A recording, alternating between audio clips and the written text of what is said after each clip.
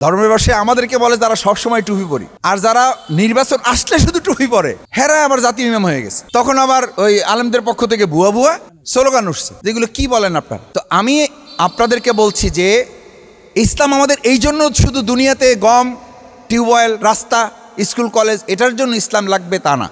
ইসলাম এটা ছাড়াও এগুলো আপনারা পাবেন, কিন্তু আমাদের তো ইসলাম লাগবে সম্মান, মর্যাদা, আমাদের দায়িত্ব। কবরে রাখার সাথে সাথে 3 প্রশ্নের মধ্যে এক প্রশ্ন হলো মান রব্বুক, মান দীনুক, মান নবিয়ুক। তোমার নবীকে, তোমার ধর্ম কি ছিল, তোমার নবী কে ছিল, এই প্রশ্ন আছে না নেই? এই প্রশ্নের জবাব আপনি জীবন ব্যবস্থা, রাষ্ট্র ইসলামের মাধ্যমে পরিচালনায় আপনার হাতে একটা ক্ষমতা ছিল, এই ক্ষমতাটা আপনি মানেন নাই, এই ক্ষমতাটা আপনি প্রয়োগ করেন নাই। তাহলে আপনি ওখানে কি করে আল্লাহর কাছে এটা বলবেন? এটা তো বলতে পারবেন না আপনি। রাসূল সাল্লাল্লাহু আলাইহি ওয়াসাল্লাম বলেছেন যে ইসলাম যে তার জীবনে রাষ্ট্রীয়, সামাজিক, পারিবারিকভাবে মানে নাই, সে এটা মুখস্থ করার ব্যাপার না। দেখবেন অনেক প্রশ্ন মুখস্থ থাকার পরও হলে গিয়ে কেন ভুলে যায় জানেন? ওটা কি থাকে না, কলে বলে টিচাররা আমাদের বলে, কয় খালি মুখস্থ করলে হবে না, কি করতে হবে? টোটস্থ মানে প্র্যাকটিস করতে হবে। তো যে ইসলাম আপনি মুখস্থ করে ওখানে প্রশ্নের জবাব দুনিয়াতে দেওয়া যায় না, আপনি শুধু মান রব্বুকে হুজুরের কাছে মুখস্থ করবেন যে নবী ও রসুল করিম সাল্লাল্লাহু আলাইহি সাল্লাম, দ্বীনুল ইসলাম, রব্বি আল্লাহ, এইটা বলবেন, এটা মুখস্থ করবেন, আর ওখানে কবরে যেয়ে বলে দেবেন। সেই অবস্থায় যখন মুগুর নিয়ে বসে থাকবে, এত সহজ। শুধু টিচারের সামনে গেলেই যদি আপনার মুখস্থ পড়া কি হয়ে যায়, আউলে যায়, প্র্যাকটিস না থাকার কারণে। তো প্র্যাকটিসিং ইসলাম না থাকার কারণে আপনি কবরে গিয়েও আমার অবস্থা আল্লাহ মাফ করুন ওরকম অবস্থা হইতে পারে। কবরে রাখার সময় সবাই মিলে আমরা কি বলি? বিসমিল্লাহি ওয়া আলা মিল্লাতি রসুলিল্লাহ, রসুলের মিল্লাতের উপর রেখে গেলাম। তা আপনি রসুলের মিল্লাতের উপরে আপনার জীবন চলে নাই, পরিবার চলে নাই, রাষ্ট্র চলে নাই, অর্থনীতি চলে নাই, সমাজ চলে নাই, আইন আদালত চলে নাই, চলছে সব মানুষের নীতির উপরে। তা আল্লাহ তাআলা তো সমাজ, রাষ্ট্র পরিচালনার জন্য একটা নীতিমালা দিছে না দেন? দেশে এই কোরআন আছে তো আমাদের কাছে। তো যেই কোরআন দিয়ে আইএমএ জাহিলিয়া যুগের মদিনাকে সোনার মদিনা করা গেল, সেই কোরআন আমাদের মাঝে যদি থাকে, তাহলে সেই কোরআন দিয়ে আমাদের বাংলাকে সোনার বাংলা করা যাবে না? সেই কোরআন দিয়ে আমাদের বাউফলকে সোনার বাউফল করা যাবে না? তো সেটার জন্য একবার কি আমরা একটা উদ্যোগ নিয়ে একটা চেষ্টা করতে পারি না? এইটার দল দরকার না। আমি আবার বলছি আমার মুরব্বীদের সামনে রেখে বলছি, এইটা যদি আমাদের আরও 4-5 জন প্রার্থী যারা আছে, ওনারা যদি কালকে এসে এটা বলে, আমি শফিকুল ইসলাম মাসুদ তার প্রথম কর্মী হব এবং আমার ভোটটা আমি তাকে দেবো, এই মিডিয়ার সামনে আমার মুরব্বীর এখানে আছেন, আমি বলে দিয়ে গেলাম। কিন্তু শর্ত হলো ইসলাম এবং কোরআন ছাড়া কথা বললে আমরা তাদের সাথে এবার নাই। কারণ 54 বছর দেশ তো তারা চালাইছে, ব্যক্তির মন দিয়ে চালাইছে, মানুষের তৈরি করা আইন দিয়ে চালাইছে।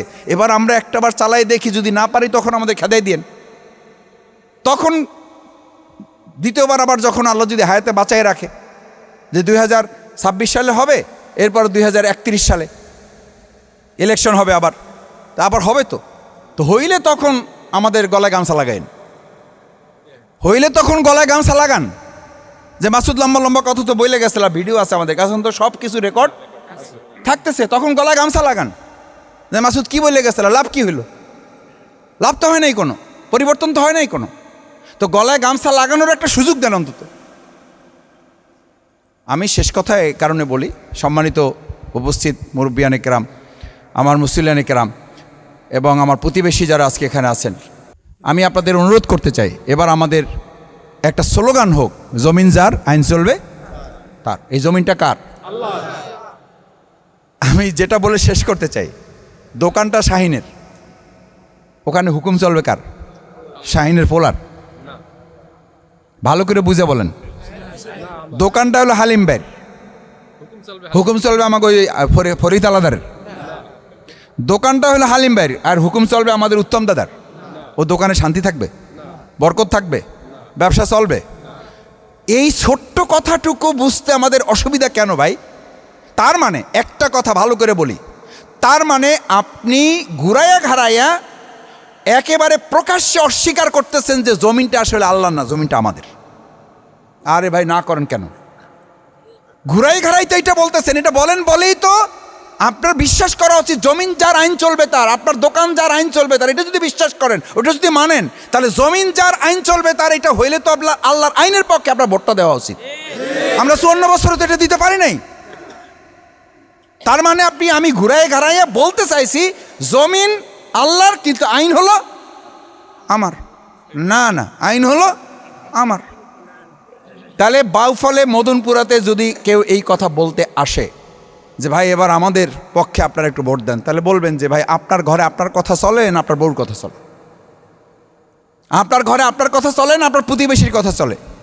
যদি আপনার ঘরে আপনার কথা চলে তাহলে এই জমিনে এবার আল্লাহর আইন চলতে হবে এবং সেই কথা আপনাকেও বলতে হবে।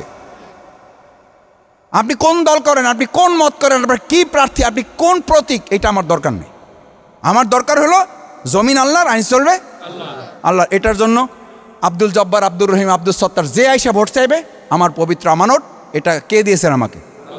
আল্লাহ দিয়েছেন। আমি তার পক্ষে আমি ভোট দেবো ইনশাল্লাহ। যদি এটুকু পারেন তাহলে শফিকুল ইসলাম মাসুদ কি দিবে? শফিকুল ইসলাম মাসুদ কি দিবে? আমাদের দেওয়ার মালিক কে? আল্লাহ সুবহানাহু ওয়া তাআলা। বহু মানুষকে আমি দেখেছি গম দেশে, টিন দেশে, গাঁ রাস্তা দেশে, সব দেশে ভোগ করে যাইতে পারেনি। এখন শেখ হাসিনার আলোচনা করে সময় নষ্ট করতেছি না। শেখ হাসিনার কোনো কিছু অভাব ছিল?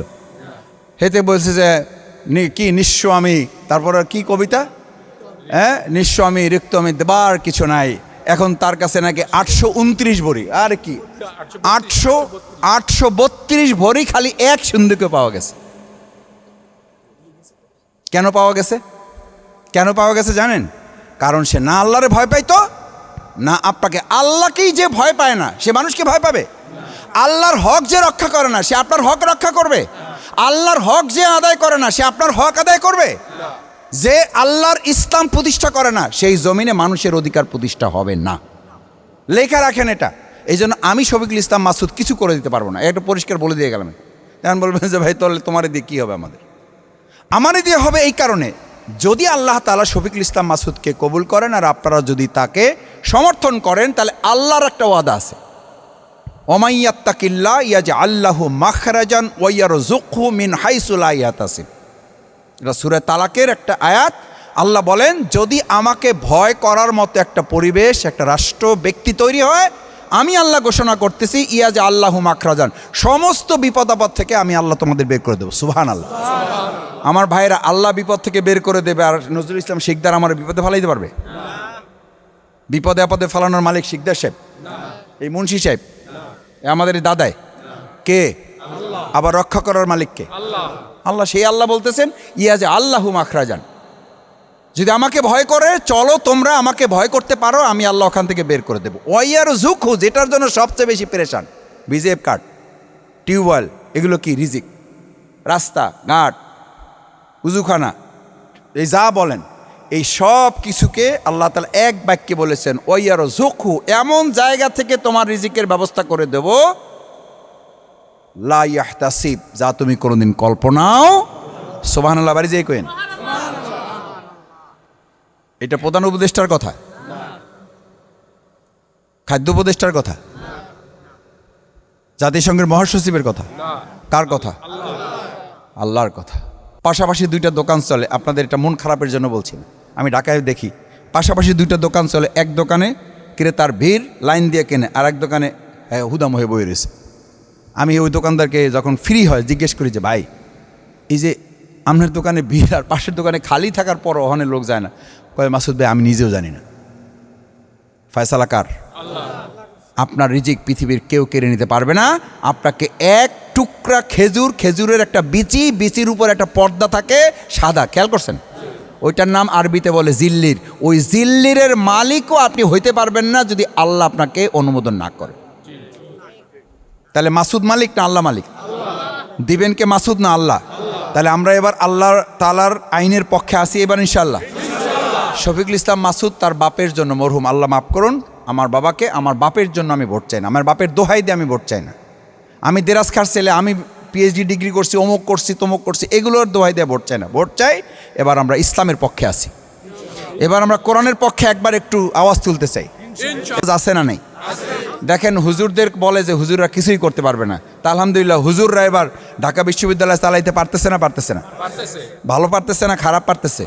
শুধু ভালো। সাদাবাস, মাদক, টেন্ডার, সিন্ডিকেট ইতিমধ্যে ভাঙছে না ভাঙে নাই? বিরোধিতা ছিল না ছিল না? বিরোধিতা মোকাবেলা করতে পারছে না পারে নাই? দাড়িওয়ালারা পারছে না পারে নাই?